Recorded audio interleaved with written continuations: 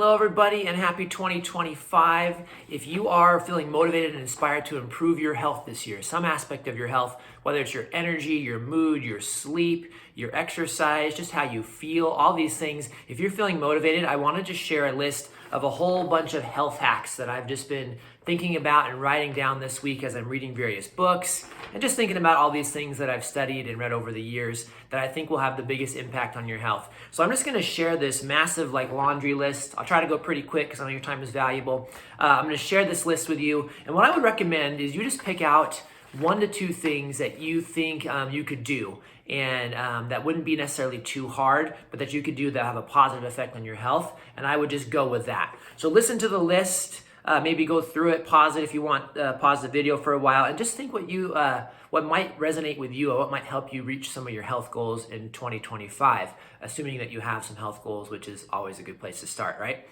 So again, in no particular order, just a bunch of stuff that I've written down that I think can have a positive impact on your health that you may not have thought of before. So the first one is, and this is just, again, random, nose breathing. I mentioned this in a video, I think on a sleep video that I made a couple months ago, is that simply breathing through your nose and closing your mouth when you talk and when you're just sitting and breathing or walking and exercising, obviously when you're eating, is a good idea. Helps open up your airways into your nose. It's much cleaner air that's going into your lungs. And that can have a positive health or positive effect on just your overall health and your sleeping as well. So if you haven't tried that yet, consider just nose breathing. It's an easy thing to do. You don't have to pay any money for it. You just have to be aware that your mouth is open and just close your mouth. So shut your mouth. It's good advice. And this was coming from the book Breath, by the way. Super interesting book. If you like reading these things, pick it up. I think it's James Nestor who wrote it. So nose breathing is a cool one. The other one is chewing more, goes right hand in hand with that. If you have nasal problems, headaches, restricted blood flow or airflow, you don't breathe well at night, chewing more, so whether you're chewing your food more is actually really helpful to help open up your airways as well because it flattens your jaw a little bit. And then there's a gum that I have that I got from that book again, Breath. It's called Phalim, like F-A-L-I-M. It's like a Turkish gum, super hard gum. I chew that after meals sometimes, and it's like one of these gums that never loses its shape. I feel like I could chew the same piece for weeks, which I don't do, but I feel like I could. Really, again, to strengthen your jaw, open your airways up. So chewing more.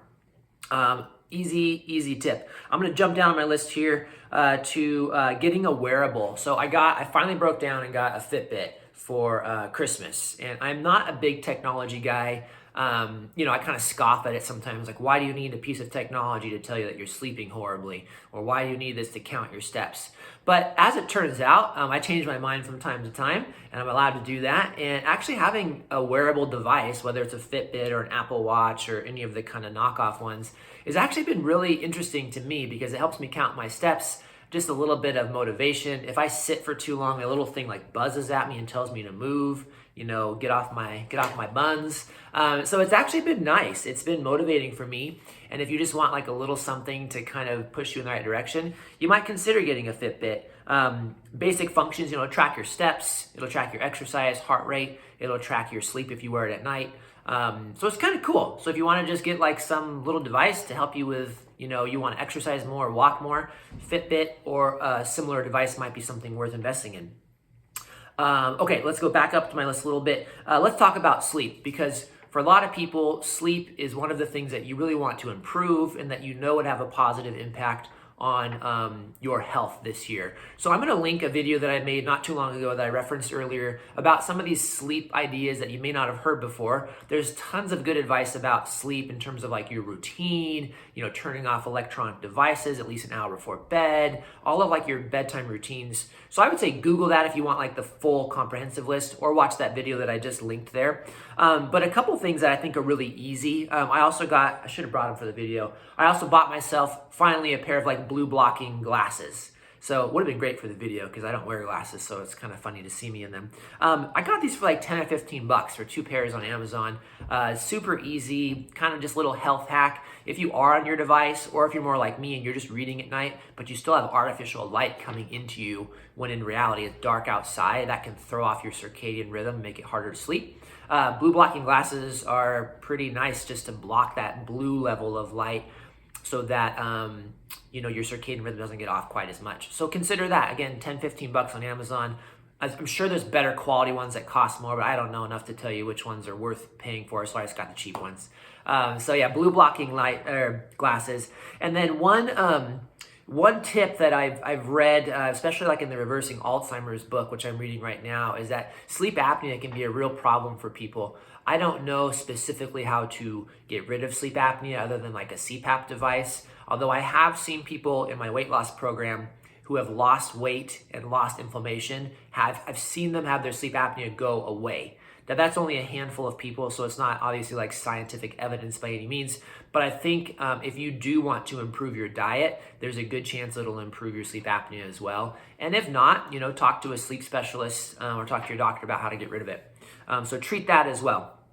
All right, my next hack. This is a great one this time of year in January, especially after a recent presidential election, where if you were like me, you started watching way too much TV, way too many videos, got sucked into I think just the entertainment aspect of the whole thing, is that you are probably watching way too much TV.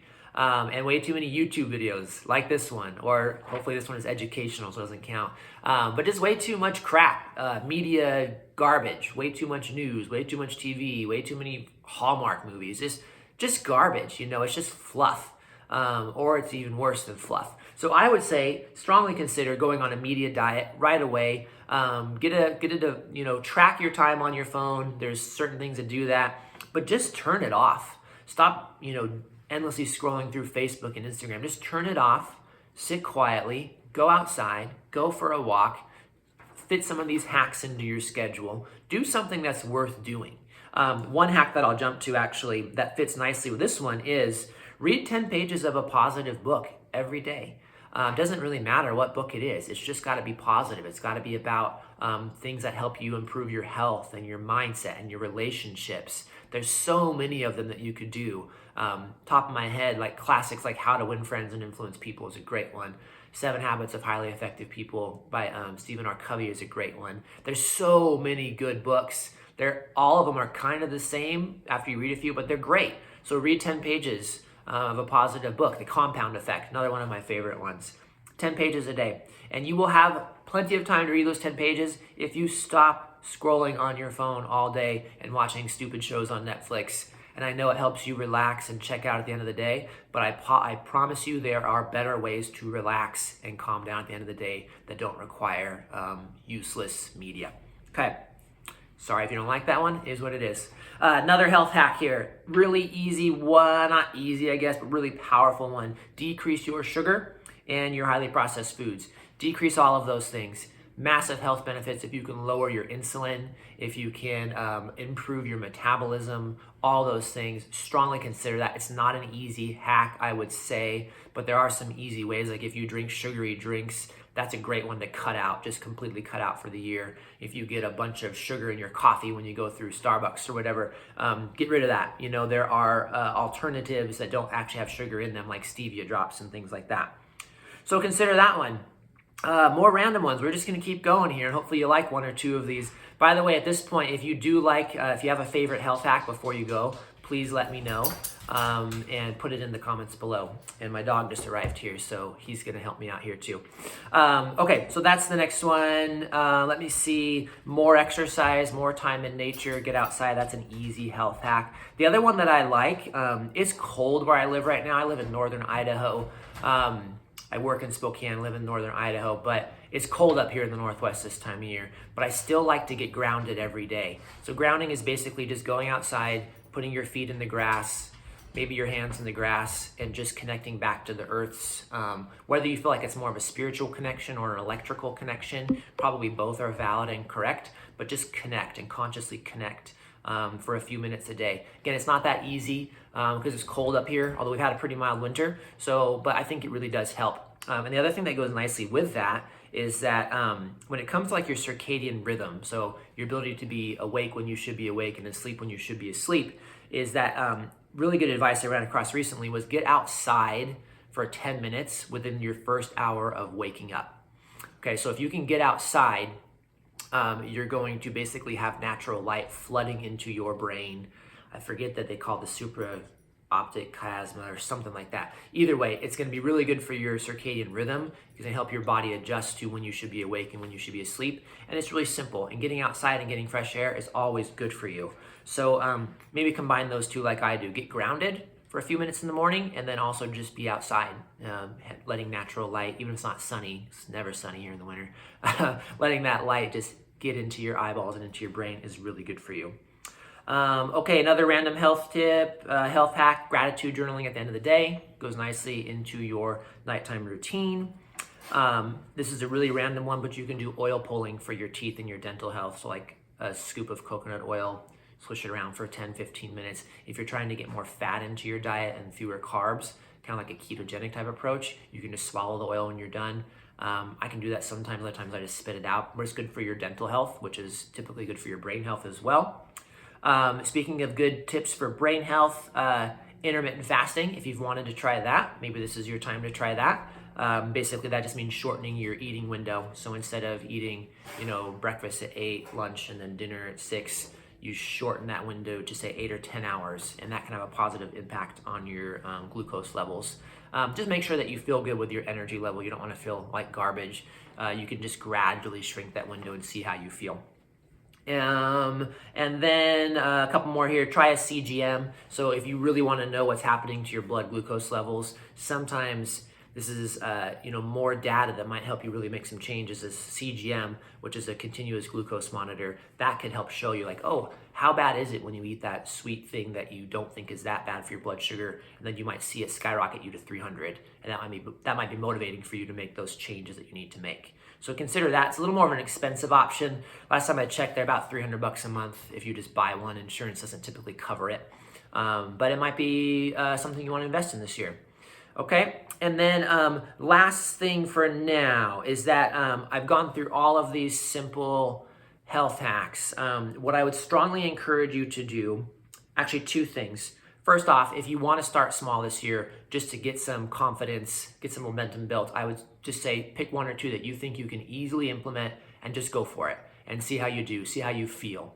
That for some people is the best way to start, because you just want to see if this is going to work for you, and you don't really want to do anything massive yet that you don't know is going to work.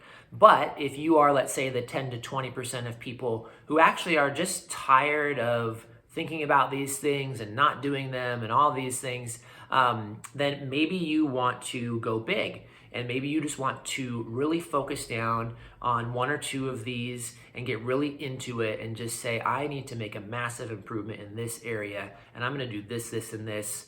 And if I can do that consistently, I expect to really reach some meaningful level of success or health. So I would consider just those two ideas. Do you want to start small and gain some confidence, or do you want to just go all in on something and just go for it? Whatever you want to do, I would say go for it. Life is an experiment. If the tips don't work, you're not out anything, unless you paid a bunch of money for your Fitbit and you hate it. But even then, you could probably return it on Amazon.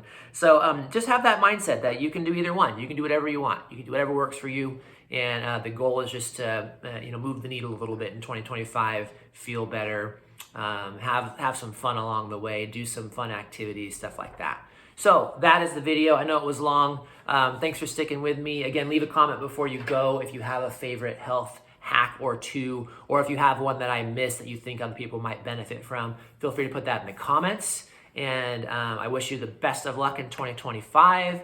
And thank you for watching. So have a great day.